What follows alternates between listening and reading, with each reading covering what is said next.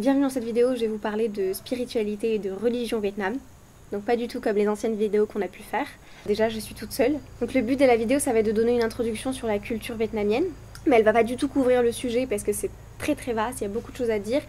Et ces vidéos ne vont pas durer 2 heures non plus. Donc c'est un vaste sujet parce qu'il y a beaucoup de groupes minoritaires au Vietnam. Donc beaucoup de croyances différentes. Le sujet n'a peut-être pas l'air très excitant pour certains, mais vraiment... si vous êtes un petit peu curieux sur le Vietnam et l'Asie du Sud-Est en général, restez, parce qu'on va aborder 2-3 thèmes qui peuvent être intéressants. Le culte des ancêtres, le bouddhisme, le confucianisme, le taoïsme. Donc voilà, si vous êtes curieux, restez. D'abord, il faut garder en tête que le Vietnam, comme on l'entend aujourd'hui, en termes géographiques, à l'époque dont je parle, il existait des dizaines de groupes ethniques différents qui n'avaient pas du tout les mêmes langues, les mêmes cultures, les mêmes croyances. Par contre, déjà, à cette période-là, on retrouve les traces d'une croyance commune qui s'appelait le culte des ancêtres. Et en fait, ça tournait autour de l'idée que chaque objet, chaque être vivant serait habité par un esprit. Une majorité des groupes ethniques de toute cette région croyaient qu'en fait, la mort charnelle, donc celle du corps, n'était pas une mort définitive et que l'âme des défunts survivrait pour protéger la famille, les descendants, ou les surveiller. Leur âme était censée être attachée en fait à l'hôtel funéraire qui était dans la maison familiale. Pour tous ceux qui auraient déjà regardé le dessin animé Mulan, c'est ce que représente Mushu quand il va réveiller les ancêtres et qu'ensuite il protège Mulan. Parce que le culte des ancêtres est aussi présent en Chine, au Japon, en Corée du Sud.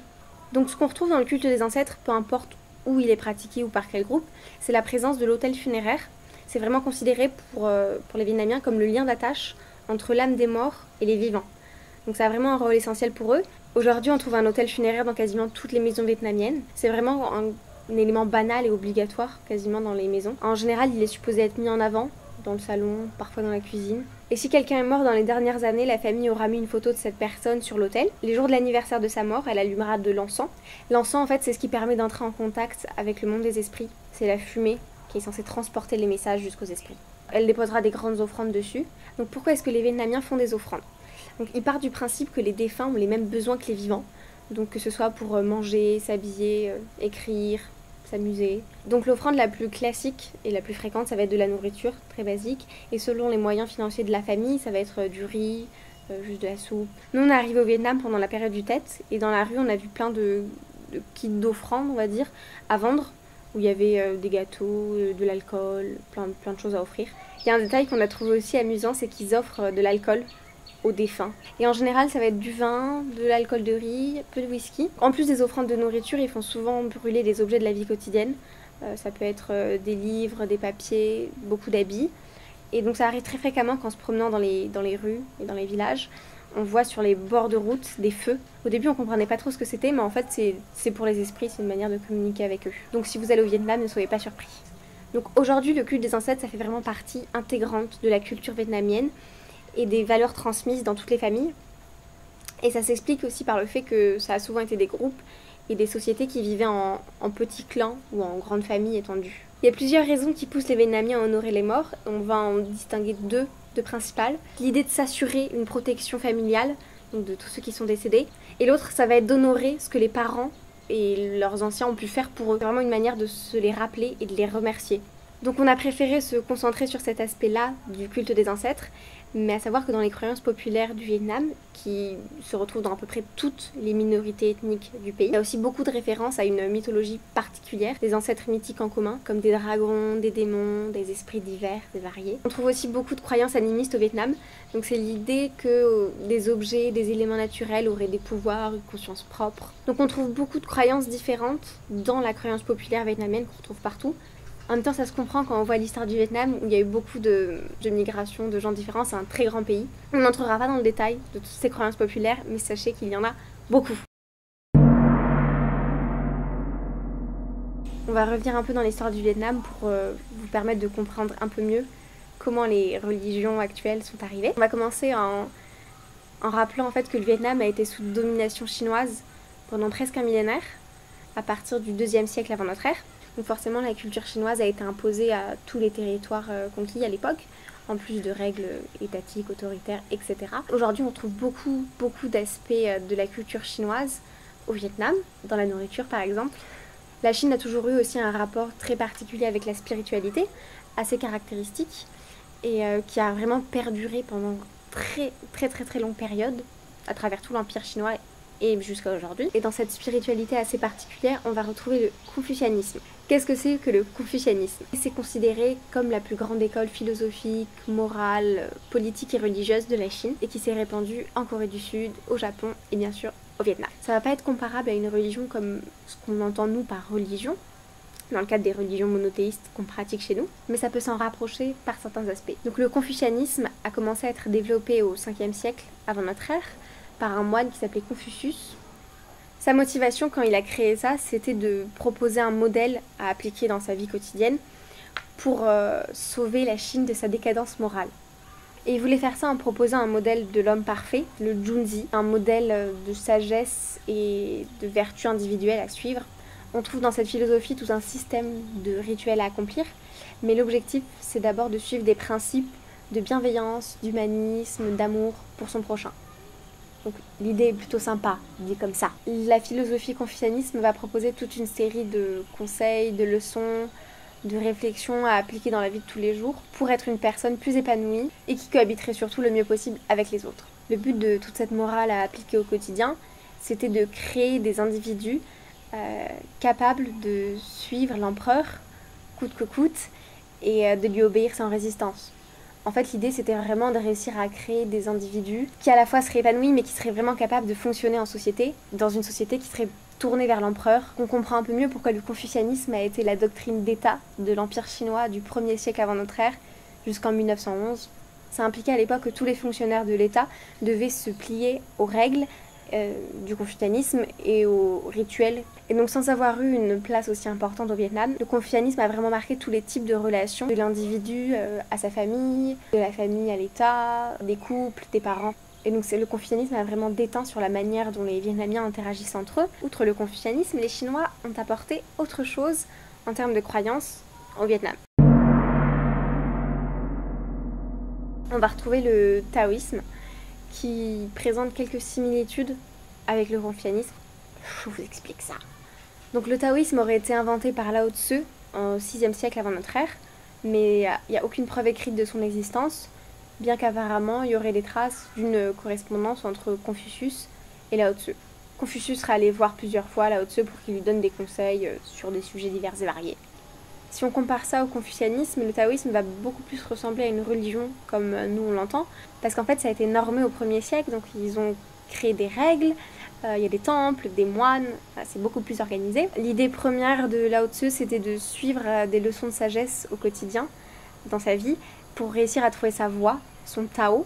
Selon les sources de l'époque, Lao Tzu aurait été moqué de son vivant parce qu'il suivait un principe de laisser faire. Dans ses réflexions, il conseillait de ne pas lutter contre la nature, de trouver l'équilibre. Il disait par exemple que le bien ne pourrait pas exister sans le mal. Il conseillait de se montrer doux face au rigide. C'est de là que vient le fameux principe du yin et du yang, deux forces différentes, opposées mais complémentaires, qui permettraient d'équilibrer le monde. Je pense que vous en avez déjà entendu parler parce que c'est quand même assez connu chez nous. Moi, ce que je ne savais pas, c'est qu'en fait le yin correspond à tout ce qui est l'essence féminine, et on y associe la lune, le froid, l'eau, le ciel, la nuit, le mou, et donc le yang c'est l'opposé, l'essence masculine, et donc ça va être tout ce qui est chaud, le soleil, le dur, la terre, le feu, le jour. Le yin et le yang, ça fait vraiment partie des principes qui ont marqué. Par exemple, on retrouve cette idée du yin et du yang dans la cuisine vietnamienne, mais aussi dans la grammaire, la répartition du travail dans les champs, la manière dont les hommes et les femmes travaillent, l'architecture aussi. Le taoïsme a toute une dimension mystique où par exemple il donne une grande place aux esprits, aux démons,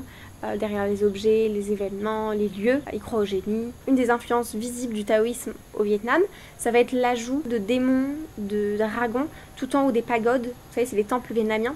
Donc ça c'est le taoïsme. On va s'intéresser à une autre religion qui tient un petit peu de la philosophie de vie, et c'est le bouddhisme. À savoir qu'il y a différentes formes de bouddhisme, et sans rentrer dans les détails, il y a à peu près 3 écoles différentes.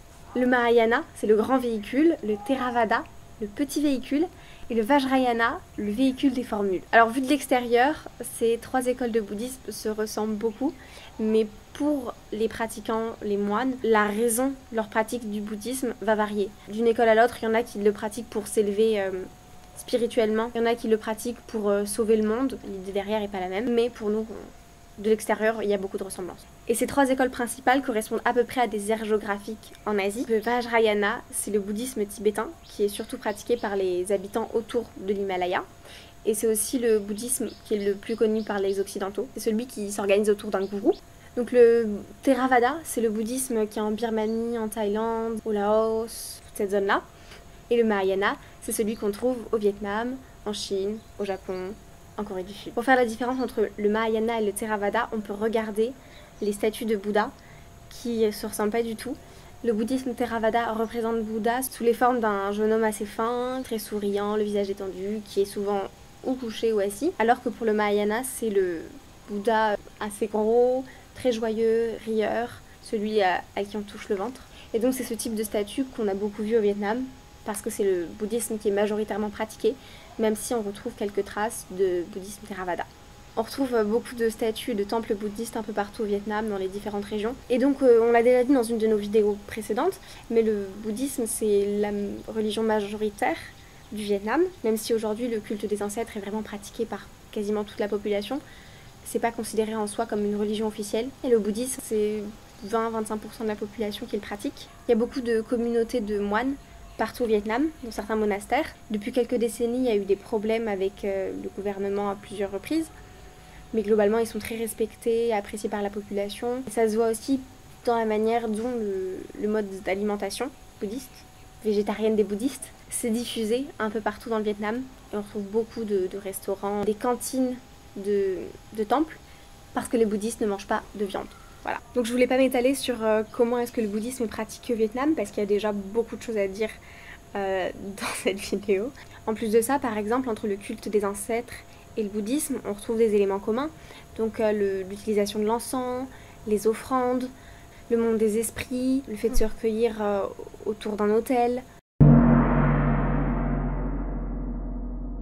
Donc au Vietnam, on trouve les 3 enseignements chinois, ce que les Chinois ont appelé des leçons de sagesse, qui sont donc le bouddhisme, le confucianisme et le taoïsme. Vraiment, elles qui ont créé cette philosophie chinoise qui a été très caractéristique et appliquée pendant plus de 1500 ans en Chine et qui continue aujourd'hui encore à être la base de l'organisation sociale. Cette philosophie chinoise est donc très présente au Vietnam. Et c'est vrai que quand on arrive au Vietnam, on n'avait pas toutes les cartes en main, on n'a pas tout compris au début et on voyait des choses qu'on ne comprenait pas du tout. Donc par exemple quand les gens faisaient brûler des choses sur les bords de route, on voyait qu'il y avait beaucoup d'hôtels, beaucoup d'encens. Et savoir qu'il y a un monde des esprits aussi étendu à leurs yeux, c'est vrai que ça permet de comprendre pourquoi est-ce qu'ils ont ces habitudes de vie. Donc il y a vraiment tout un aspect de la vie quotidienne d'un Vietnamien qu'on ne pouvait pas comprendre parce que ça touche au monde des esprits, il y a toute une idée derrière du fait de rendre à ceux qui étaient là avant, à ceux qui sont présents. Donc juste pour conclure sur ce sujet, quand on parle de ces philosophies, il ne faut pas le faire avec notre regard de religion monothéiste, d'occidentaux, parce que c'est pas du tout comme ça qu'ils le voient. Par exemple en chinois, le mot Dieu n'existe pas. Aucune de ces croyances n'assume qu'il y a un Dieu unique, un Dieu suprême. Donc en fait, elles arrivent à très bien cohabiter ensemble parce qu'elles ont un panthéon ouvert, elles sont assez souples. Donc par exemple, le taoïsme a intégré Bouddha à son panthéon de dieux. Et contrairement aux grandes religions monothéistes, elles ne se sont pas basées sur des dogmes, une institution à proprement parler. Elles ont créé une morale de vie, une éthique à suivre.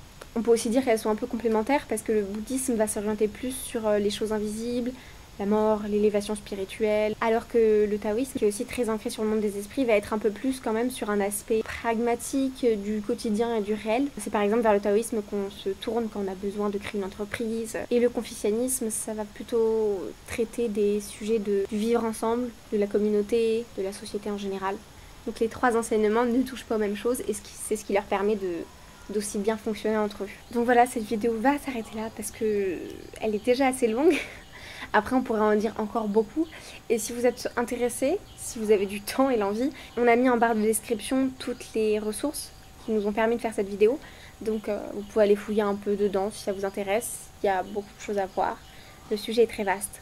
Voilà. Et il faut savoir que c'est aussi des croyances qui sont un peu étalées sur cette région de l'Asie. Donc voilà, vous pouvez aller regarder si ça vous intéresse. Si cette vidéo vous a plu et que vous êtes curieux d'en savoir un peu plus sur tout ce qui est culture, religion, société, etc., etc., n'hésitez pas à me le dire en commentaire parce que du coup ça va m'encourager à continuer parce qu'il y a beaucoup de choses à dire. Voilà, n'hésitez pas et portez-vous bien.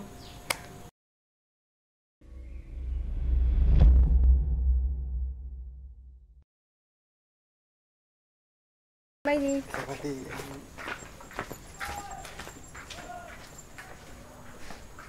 Tu veux me faire chier dessus par le lézard? Non, je te fais chier dessus par un lézard.